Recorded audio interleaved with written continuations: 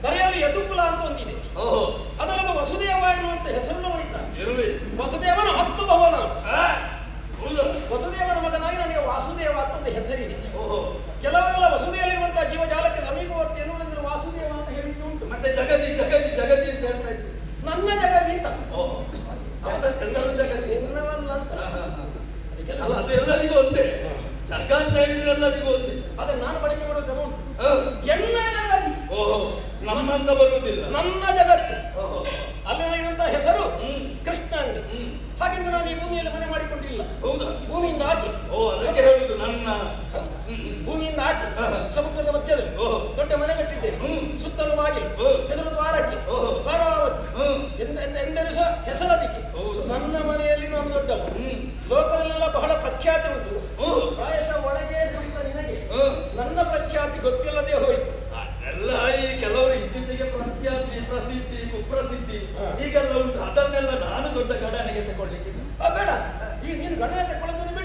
ಗಣನೆಗೆ ತೆಕ್ಕೊಳ್ಳಬಹುದಾದ ಆಡ್ತೀನಿ. ನನಗೆ ಒಬ್ಬ ಆತ್ಮೀಯ ಸಂಘ ಇತ್ತು, ಹೆಸರು ಪ್ರಸೇನ ಎನ್ನುವ ಬೇಟೆ ಬರುವ ಕಾಲಕ್ಕೆ ಸೂರ್ಯದತ್ತವಾದ ಶಮಂತಕ ಎಂಬ ಮಣಿಯನ್ನು ಧರಿಸಿಕೊಂಡು ಅವು ಬಂದವನು ಊರಿಗೆ ಸೇರಲೇ ಹುಡುಕು ಹೊಣೆಗಾರಿಕೆ ನನಗೆ ಬಂತು. ಹುಡುಕುತ್ತಾ ಬಂದಾಗ ಅವ ಒಂದು ಕಡೆಯಲ್ಲಿ ಸತ್ತು ಹೋದ. ಮಣಿಯಲ್ಲಿ ಹೋಯ್ತಪ್ಪ. ಹುಡುಕಿ ಬಂದು ನೋಡಿ, ನಿನ್ನ ಮಗುವಿನ ತೊಟ್ಟಿನ ಎದೆಯಲ್ಲಿ ಉಂಟು. ಅದೇ ಶಮಂತಕ ಅದರ ವಿಷಯ. ಆಗ ಎತ್ತಾಕಿದೆ. ಮಣಿ ಹೇಗಪ್ಪ ಇಲ್ಲಿ ಬಂತು? ಇಲ್ಲಿ ಎದ್ದಿನ್ನು ಬಹುಶಃ ಹೀಗೆ ಕಾಡಿನ ಮಧ್ಯೆ ಹುಡುಗ ಸಿಕ್ಕಿದಾಗ 4 ಪಟ್ಟು ಬೀಳಿಸಿ ಅಲ್ಲಿಂದ ಆ ಮಣಿಯನ್ನು ನೀನು ಸೆಳೆದುಕೊಂಡೇ ಬಂದದ್ದಿರಬೇಕು ಅಂತ ನನ್ನ ಲೆಕ್ಕ ಈಗ. ಅಲ್ವಾ? ನಿನ್ನ ಊಹೆ ಇರ್ಲಿ, ಕಲ್ಪನೆ ಇರ್ಲಿ. ಹೌದು. ಅಲ್ಲದ್ರೆ ಹೇಗೆ ಲೆಕ್ಕ ಬೇಡ. ಬಾಲಕ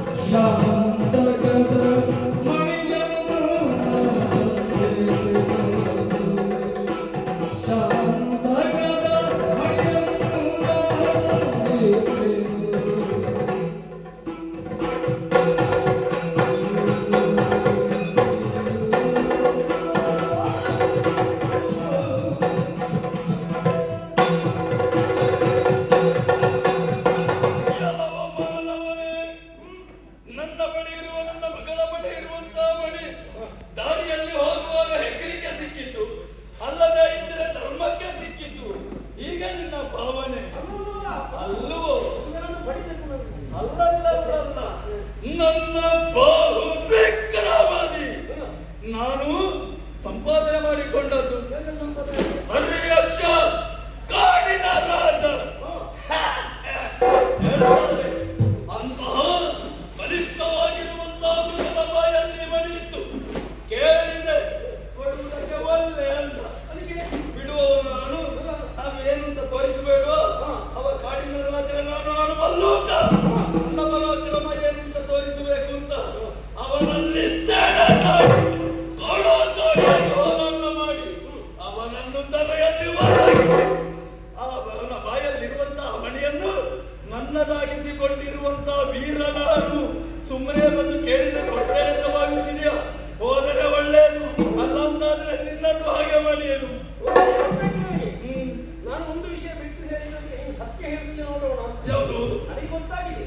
ಸಿಂಹ ಸತ್ತು ಹೋಗಿತ್ತು. ಸಿಂಹನು ಅಥವಾ ಹುಡುಗನು ಸತ್ತು ಹೋಗಿದ್ದ. ಸತ್ತು ಹೋದ ಹುಡುಗ ಎಲ್ಲಿದ್ದ ಅಂತ ಹುಡುಗ ಸಿಂಹ ಸತ್ತು ಹೋಗಿದ್ದ. ಸಿಂಹ ಸತ್ತಾಗ ಸಿಂಹದ ಮೇಲೆ ಬಂದೂಕನ ಕುಳಿತು ಇನ್ನಲ್ಲಿ ಹೇಳುವ ಒಂದು ವಿಷಯ ಬಿಟ್ಟು ಮಾತಾಡಿದ್ದು. ಯಾವುದು? ಆ ಸಿಂಹದ ವಿಷಯ ಬಿಟ್ಟು ಒಂದನೇ ವಿಷಯ ಮಾತು ಅಲ್ಲ. ಬಾಹು ವಿಕ್ರಮದಿಂದ ತಂದಿದ್ದೇನೆ ಅನ್ನುವಲ್ಲಿ ಒಂದು ಎಚ್ಚರಿಕೆ ಉಂಟೆ ಹುಡುಗ. ನಾನು ಪರಾಕ್ರಮದಿಂದ ತಂದದ್ದು ಏನು?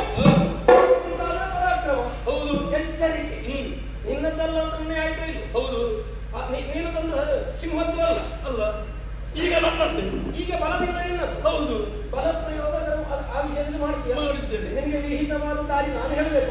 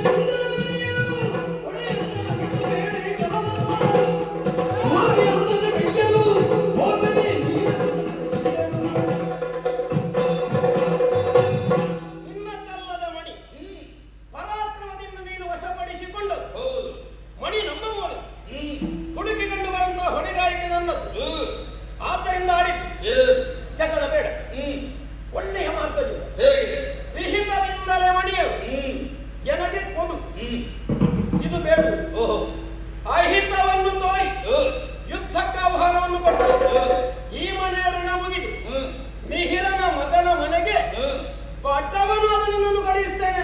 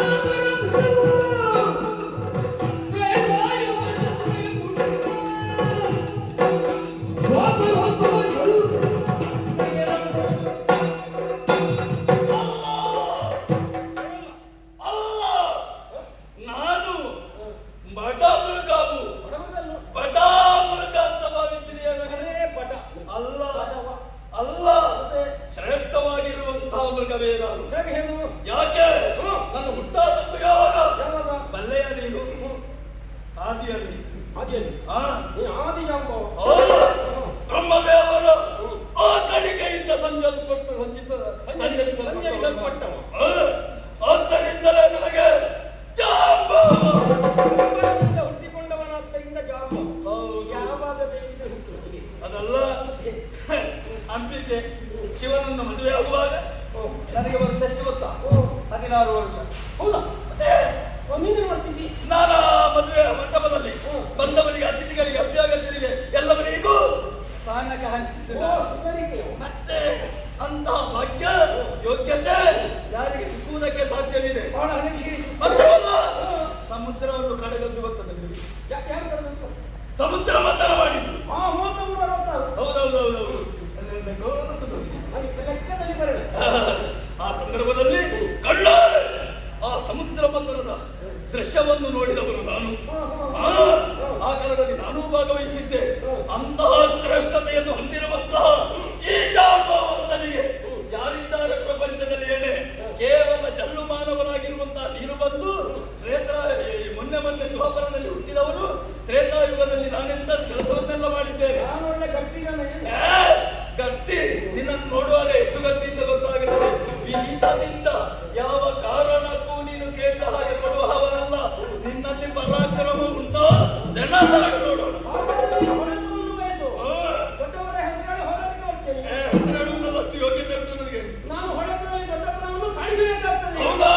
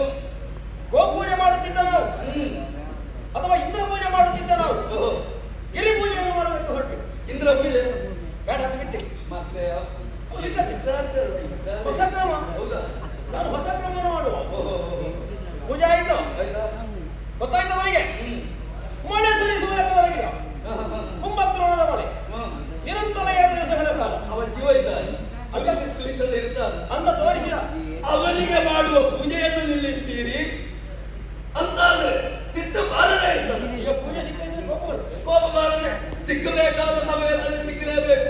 ಕೊಡಬೇಕಾದ ವಿಷಯವನ್ನು ಕೊಟ್ಟೇ ಕೊಡಬೇಕು. ಕೊಡದೆ ನಾನು ಕೊಡ್ಲಿಲ್ಲ. ಗೋಪಾಲ ಹೋಗಿದ್ದು ಅದಕ್ಕೆ ಹೇಳುದು ದೈವವಾಗಿ ಹೋಗಿ ಯಾರು ನೀವು ಏನು ಗೊತ್ತಾಗ್ತದೆ. ನಾನು ಕೊಡದೇ ಇರುವಾಗ ಮನೆ ಸುರಿಸಿದ್ರ ಗೋಪಾಲದ ಬೊಮ್ಮ ಹೊಡೆದು ಅಲ್ಲೇ ಇಟ್ಟು ಗೋವರ್ಧನಗಿರಿ ಅದರ ತಲೆ ಕೈ ಹಾಕಿ ಕೀಲು ಬೆರಳನ್ನು ಎತ್ತಿ ಅದರ ತುದಿಯಲ್ಲಿ ಪರ್ವತವನ್ನು ನಿಲ್ಲಿಸಿ ಕೊಡೆ ಹಿಡಿದ ಹಾಗೆ ಗೋಪಾಲೆಲ್ಲ ಬರುತ್ತಡೆಯನ್ನು ಸುತ್ತಲೂ ಆವರಣ ನಿರ್ಮಿಸಿದೆ. ಗೋಪಾಲನ ಉಳಿಹಿದೆ. ಮೇಲಿಂದ ಬಂದ ಇಂದ್ರ 7 ಕಳೆದ ಮೇಲೆ ಅಡ್ಡವಿದ್ದ. ತಪ್ಪಾಯಿತು. ನೀನು ಯಾರು ಅಂತ ಗೊತ್ತಿಲ್ಲ. ಕುಳ್ಳಿರಿಸಿ ನೆತ್ತಿಗೆ ಕಿರೀಟಿಟ್ಟು ಕೈಗೆ ಕೊಳಲು ಕೊಟ್ಟು ನೀನು ಗೋವಿಂದರಾಜ ಅಂತ ಪಟ್ಟ ಕಟ್ಟಿದ. ಗೋವರ್ಧನ ಗಿರಿಯನ್ನು ನೆಗೆಯುತ್ತ ಗಿರಿದಾರಿ ನಾನು ಮೇರು ಪರ್ವತ ಕಂಗೆ ಹೆದರಲಿಕ್ಕಿಲ್ಲ ನಿನಗೆ ಅಂತ ಒಂದು ಬೆಟ್ಟವು ಕೀಳುವುದಕ್ಕೆ ಸುಳ್ಳು ಹೇಳುವುದಕ್ಕೆ ಒಂದು ಅರ್ಥವೇ. ಯಾರಾದರೂ ನಂಬುವ ರೀತಿಯಲ್ಲಿ ಬೇಕು. ಕಿರು ಬೆರಳಿನಿಂದ ನೋಡ್ತಾರೆ. ಅಲ್ಲ, ನಾನು ನಂಬುವುದಿಲ್ಲ. ಯಾವುದೋ ಒಂದು ಮಂದಿರ ರಾಶಿಗೆ ಏನೋ ಇರ್ಲಿ, ಮತ್ತೆ ದೇವೇಂದ್ರ ಅವರಕ್ಕೆ ಮಣ್ಣ ಹಾಕಲಿ. ನಾನು ಏನು ಮಾಡಿದ್ದೇನೆ ಅಂತವಲ್ಲಯ.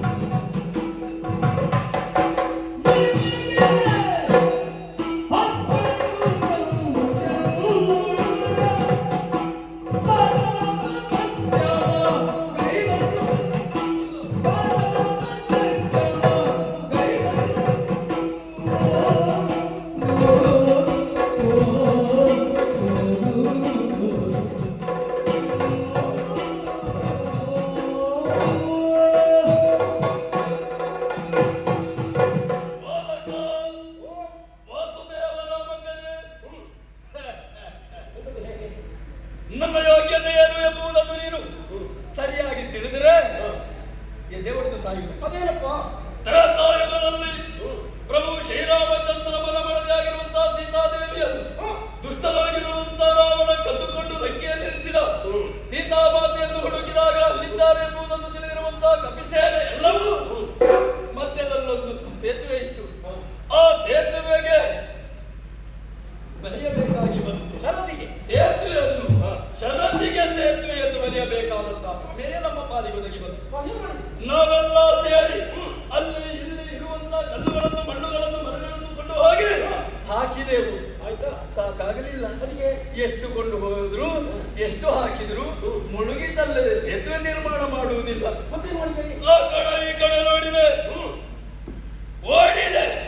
ದೊಡ್ಡದಾಗಿರುವಂತಹ ಬಿಳಿ ಬಣ್ಣದ ಪರ್ವತವನ್ನು ನನಗೆ ಸಿಕ್ಕಿತು ಕಾಣ. ಕಂಡೆ. ಅದನ್ನೇ ಕೊಂಡು ಹೋದರೆ ಹಾಕಿದ್ರೆ ಸೇತುವೆ ನಿರ್ಮಾಣ ಆಗುತ್ತದೆ. ನನ್ನ ಆಲೋಚನೆ. ಕೆಲವು ಯೋಜನೆಗೆ ಒಂದು ಪರ್ವತ ಸಾಕಲ್ವೇ? ಹಾಗೆ ನಾನು ಪರ್ವತದ ಅಡಿಭಾಗದಲ್ಲಿ ನಿಂತು 2 ಕೈಗಳಿಂದ ದರೆಯನ್ನು ಈಗ ಎತ್ತುವುದಕ್ಕೆ ನೆಗೆಯುವುದಕ್ಕೆ ಪ್ರಾರಂಭ ಮಾಡಿದೆ. ಆಗಲಿಲ್ಲ. ಪ್ರಾರಂಭಿಸಿದಷ್ಟೇ ಆ ಹೊತ್ತಿಗೆ ಪಟಕ್ ಅಂತ ಒಂದು ಶಬ್ದ. ಮಗನೇ ಎದ್ದೇಳು. ಹೌದು, ನಾನದೇ ಯಾರು ಅಂತ ಆಲೋಚನೆ. ಮಗನೇ ಅಂತ ಹೇಳುವ ಯಾರವ? ಅದೇ ನಾನು ಆಲೋಚನೆ.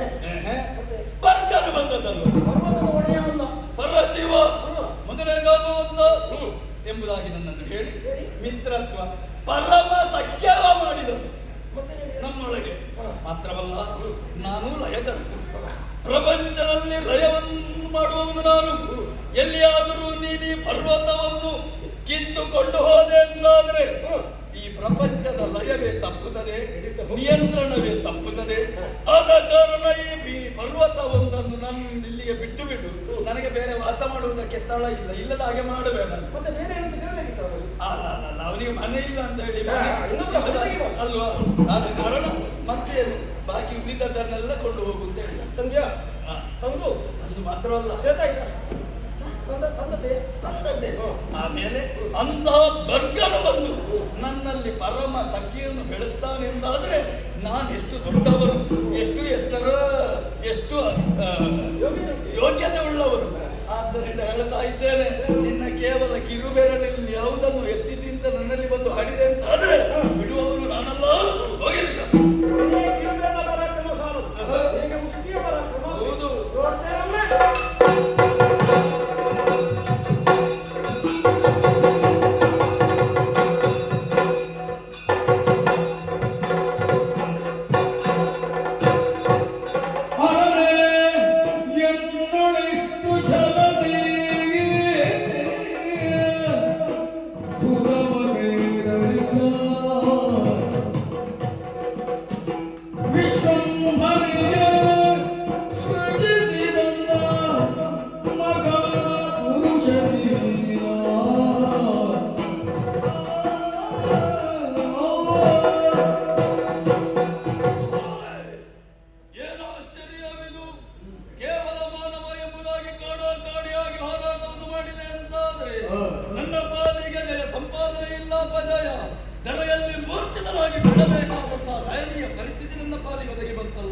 ರಾಮಭಕ್ತರಾಗಿ ನನಗೆ ಈ ಸ್ಥಿತಿಯನ್ನು ತಂದೊಡ್ಡುತ್ತಾನೆ ಎಂದಾದರೆ ವಿಶ್ವಂಬರನ್ನೇ ಸೃಷ್ಟಿಸಿದಂತಹ ಈ ಮಹಾಪುರುಷ ಯಾರಿರಬಹುದು?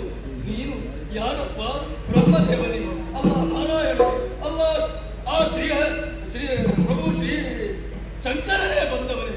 ನೀನು ಯಾರು, ಎಲ್ಲಿಯವರು ಎಂಬುದಾಗಿ ತಿಳಿಸ್ತೀಯಾ? ಹೇಳು.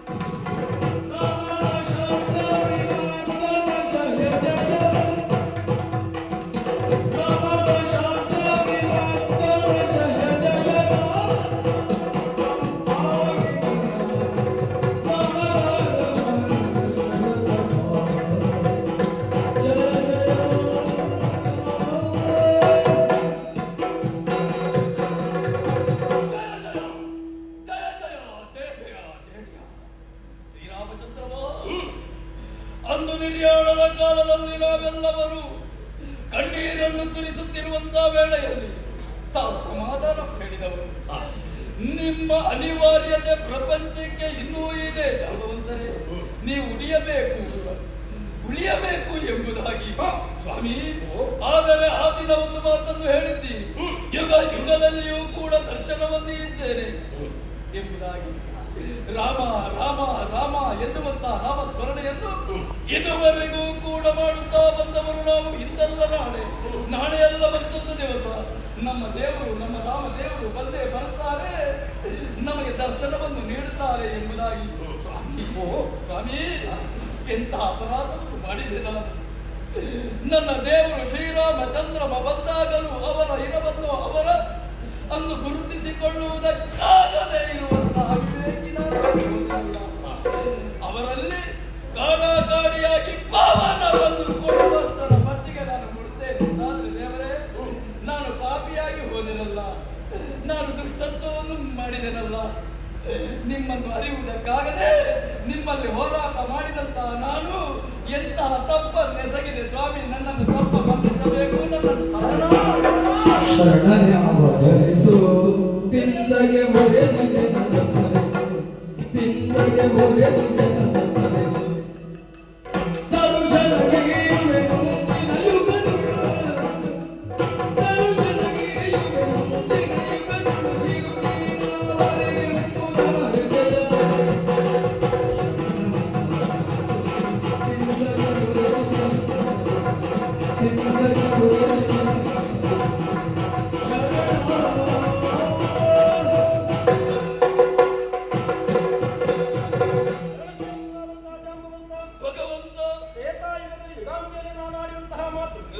ಯುಗ ಯುಗದಲ್ಲಿ ಅವತರಣವನ್ನು ಕೈಯುವ ಮೂಲಕವಾಗಿ ನಿಮ್ಮೆಲ್ಲರಿಗೆ ಕಾಣಿಸಿಕೊಳ್ತೇನೆ ಎನ್ನುವ ಹಾಗೆ. ತ್ರೇತಾಯುಗದಲ್ಲಿ ರಾಮನಾಗಿರುವಂತಹ ನಾನು, ದ್ವಾಪರದಲ್ಲಿ ವಸುದೇವನ ಮಗನಾಗಿ ಕೃಷ್ಣಾಭಿನಾನಂದಿರುವನು ನಾನೇ.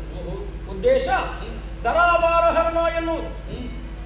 ನಿನ್ನನ್ನು ಕಾಣಿಸಿಕೊಡಬೇಕೆನ್ನುವುದಕ್ಕಾಗಿ ಈ ನೆಮನದಿಂದ ಇಲ್ಲಿಯ ತನಕ ಬಂದವ. ನಿಜವಾಗಿ ನಾನು ಕೃಷ್ಣನೇ. ಮಣಿಯ ನೆಮನದಿಂದ ಅಪವಾದ ಬಂತು. ಅಪವಾದ ಕಳೆಯಬೇಕು ಅಂತಾದ್ರೆ ನಿಮಗೆ ಗೊತ್ತಿದೆಯಲ್ಲ, ರಾಮ ಅಪವಾದಕ್ಕಾಗಿ ಎಷ್ಟು ಇದ್ದಾನೆ ಎನ್ನುವ ಹಾಗೆ. ಹೌದು, ಕೃಷ್ಣನೂ ಅಪವಾದಕ್ಕೊಳಗಾಗಬೇಕೆ. ಮಣಿಯಿಂದಾಗಿ ಹರಿ ಕೊಂದ ಎಂಬ ವಾರ್ತೆ ಅಂತಿದೆ. ನಾನು ಹರಿ, ಸಿಂಹವು ಹರಿ. ನೋಡಿದವರು ಆ ಹರಿಯನ್ನು ನೋಡಿ ಈ ಹರಿ ತಾಳಿಕೋ ಏನು, ಅದು ಮೃಗ ಅಲ್ಲ. ಇದ್ರೆ ಇವತ್ತಿನದಂತೂ ಹಾಗೆ. ಈ ಮಣಿಯ ಒಡೆಯ ನನಗೀಗ ಮಣಿಯನ್ನು ಕೊಂಡೊಯ್ದು ಕೊಡುವಂತ ಹೊಣೆಗಾರಿಕೆ ಉಂಟು. ಆದ್ರಿಂದ ಎಲ್ಲವನ್ನು ಮರೆತು ಮಣಿಯನ್ನು ಇದು ನನಗೆ ಸಹಕರಿಸಿದರೆ ಅದನ್ನು ಕೇಳಿಕೊಂಡು ಕೊಡ್ತೇನೆ. ಸ್ವಾಮಿ, ನೀವು ಮಣಿ ಕೊಡಿಸಕ್ಕಿಂತ ಮೊದಲು ರಾಮಾವತಾರವನ್ನು ನೀವು ಹೋಗ್ತೀರಾ ಅಲ್ಲ? ಅಲ್ಲ, ನೀವು ರಾಮಾವತಾರಕ್ಕೆ ಅರ್ಪಿಸಿದ್ರೆ ಅರ್ಪಿಸಿ. ಅಥವಾ ರಾಮಾವತಾರ ಅಂದ್ರೆ ಮನಸ್ಸಿನಲ್ಲಿ ಹೇಳುವುದಕ್ಕಿಂತ ಹೇಳು ಸ್ವಾಮಿ.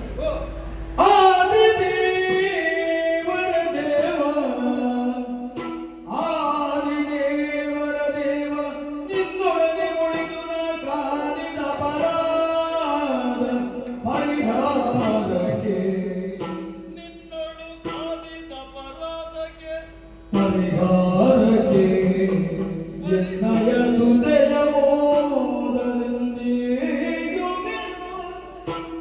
ಎನ್ನಯ ಸುದಯ ಮೋದದಿಂದಿಯುವಿನು ಜಾಬವತಿ ಎಂಬಿವಳ ಸಾದರದಿ ಸ್ವೀಕರಿಪುದು ಜಾಬವತಿ ಎಂಬಿವಳ ಸಾದರದಿ ಸ್ವೀಕರಿಪುದು ದೇವಾಗ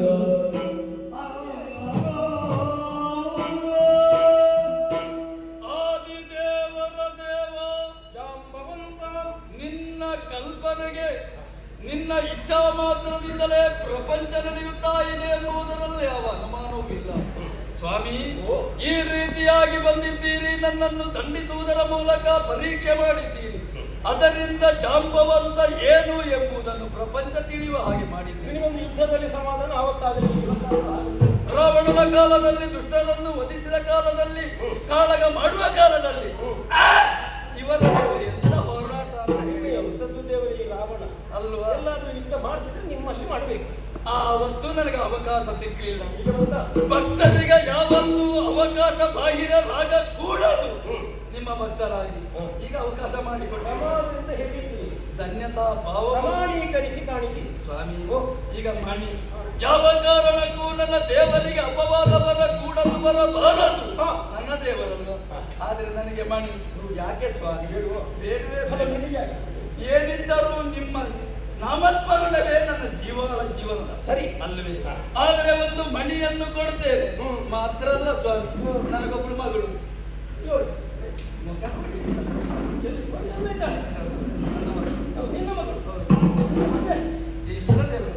ನಾನು ಬ್ರಹ್ಮಚಾರಿ.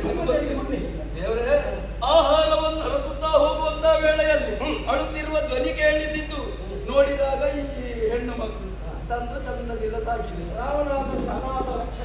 ಮತ್ತೊಂದು ಹಾಗೆ ಹೋಗುವಾಗ ಮತ್ತೊಮ್ಮೆ ಗಂಡು ಮಗು ನಿಮಗೆಲ್ಲ ಅನಾಥರು ಸಿಗುವುದಿಲ್ಲ. ಹೌದು, ಅನಾಥರಿಗೆ ದೇವರಕ್ಷಕ. ಹೌದು, ಅವರಿಬ್ಬರಿಗೆ ದೇವರಾದ. ಹೌದು. ಆಮೇಲೆ ಅನಾಥವೋ ದೇವರಕ್ಷಕ. ಆಮೇಲೆ ಈಗ ನೀವು ಮತ್ತೊಂದು ವಿಚಾರ ಏನು, ನನ್ನ ಹಣೆ ಬರಹದಲ್ಲಿ ನನಗೆ ನಾನೊಂದು ಸಂಸಾರಸ್ಥ ಆಗಿರಬೇಕು ದೇವರನ್ನು ಕಾಣುವುದಕ್ಕೆ. ಹೆಂಡತಿಗೆ ಗಂಡನ ಸಾಕಿದ್ದೇನೆ. ಈ ಮಗಳನ್ನು ಮಣಿಯನ್ನು ಕೊಟ್ಟು ಶರಣು ಶರಣು ಎನ್ನಬೇಕು ಅಂತ ಇದ್ದೆ. ಆದಿದೇವರ ದೇವನಾದಂತಹ ನಿನ್ನಲ್ಲಿ ಉಳಿದು ಕಾದಿದ ಅಪರಾಧವದಕ್ಕಾಗಿ ಎಲ್ಲ ಸುತ್ತೆ ಜಾಂಬವಂತನೇ ಆ ಅಪರಾಧದ ಪ್ರಜ್ಞೆ ಪರಿಹಾರ ಮಾಡಿಕೊಂಡೆ. ಹೌದು, ತಪ್ಪಲ್ಲ. ಈ ಆದಿಯವರಿಗೆ ವ್ಯಾಧಿ ಇಲ್ಲ. ಆದಿಯಿಂದ ಹೊರತಾದವರಿಗೆ ಒಂದೊಂದು ವ್ಯಾಧಿ ಇರ್ತದೆ. ನಿನಗೆ ಮನವಿನ ವ್ಯಾಧಿ ಬಂದದ್ದರಿಂದ ಹೀಗಾಗ್ತದೆ. ಈಗ ಮನೆಗೆ ಹೋಗಿ ಯಥಾರ್ಥ ಬಂದಾಗ ಆದಿಗೆ ಕೊಟ್ಟು ಬಿಡುವ ಅಂತ ಮಾಡಿದೆ. ಈಗ ನಾನು ಸ್ವೀಕರಿಸು ರಾಮನಾಗಿ ಅಲ್ಲ. ಹಾಗಾದ್ರೆ ಬಿಲ್ಲು ಕಲಿಸ್ತೇನೆ.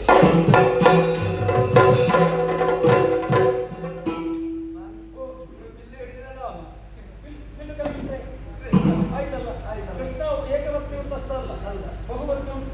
ಈಗ ಮಾಲೆ ಹಾಕಿ ಕೊಡುದ ಕೈ ಎತ್ತಿ ನೀವು ಹೇಗೆ ಸ್ವೀಕಾರ ಮಾಡ್ತೀರಿ ಹಾಗೆ ನಾನು ಜಾಂಬವತಿ ಕಲ್ಯಾಣ ಅಪ್ಪನ ಮೂಲಕ ಒಂದು ಸರಿಯಾಗಿ ಆಗ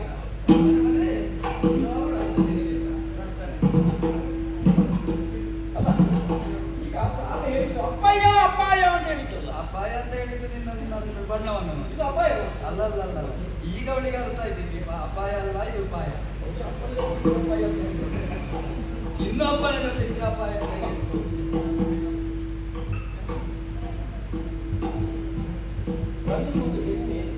ಅವಳಿಗೆ ಏನು ಗೊತ್ತು ನನ್ನ ಮಗಳಿಗೆ? ನಾನು ಕಲಿಸ್ತೇನೆ. ಅದು ಇನ್ನು ಕಲಿಸಿ ಇಷ್ಟರವರೆಗೆ ಆಯ್ತಲ್ಲ, ಸಂತೋಷವಾಯಿತು. ಇನ್ನೇನು ಮಾಡ್ತೀನಿ? ವಿಜೃಂಭಣೆಯಿಂದ ನೀವು ನಿಮ್ಮ ಪುರದಲ್ಲಿ ಕರೆದುಕೊಂಡು ಹೋಗಿ ಮದುವೆ ಮಾಡಿ ಯಾವ ರೀತಿಯಲ್ಲಿ ಬೇಕಾದ್ರೆ ನೀವು ಯುಗ ಪರ್ಯಂತ ಇಲ್ಲೇ ಇರಿ. ನಾನು ಈ ಕಾಡನ್ನು ಬಿಟ್ಟು ನಮಗೆ ಎಷ್ಟು ವ್ಯವಸ್ಥೆ ಇದ್ರು ಈ ನಮ್ಮ ವ್ಯವಸ್ಥೆಯನ್ನು ಬಿಟ್ಟು ಬರುವುದಲ್ಲ. ನಾನು ಅಲ್ಲಿಗೆ ನಿಮ್ಮನ್ನು ಕರೆಯುವ ತನಕ ನೀವು ಇಲ್ಲಿಯೇ ರಾಮಜಪವನ್ನು ಮಾಡಿ. ಧನ್ಯೋ